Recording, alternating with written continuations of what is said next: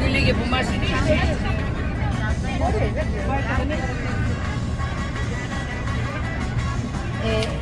έτσι μπορεί όπως την περασμένη φορά. Αλλά την περασμένη φορά είχαμε και σκάου και όλα.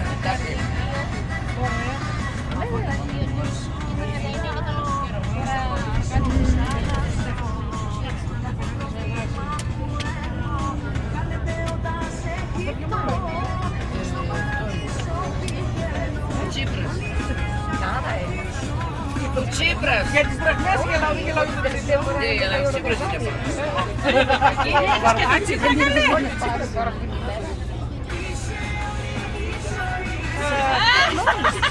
Πώς το κάνατε καλά αυτό? Το βαρουφάκι δεν το βάλατε. Λέμε ρε τέχνητες. Μ' αρέσει.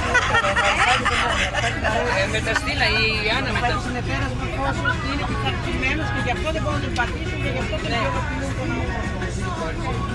Τίποτα δεν μπορεί να κάνει η Μαρία. Αυτό χαίρομαι πολύ. Γενικά χωρίς να έχει... Κάνει στην Αγγλία σπουδώσει και ο καθηγητής του είναι μαζί του. Είναι λέει Χωρίς διερμηνέα τα μιλήσει. στην αρχή ο ειρωνικά όλο χώρο έδεται όλο.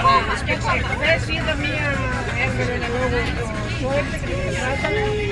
Είμαστε και οι οικονομολόγοι. Α, τώρα λέω γίνεται η ειδήση, ο ίδιος παραλίγος δεν μπορεί να την πατήσει κάτω, κατάλαβες. Η Γερμανία δεν την ειρωνική και κανένας άλλος. Κακό σας τον καιρό, μας φέρουμε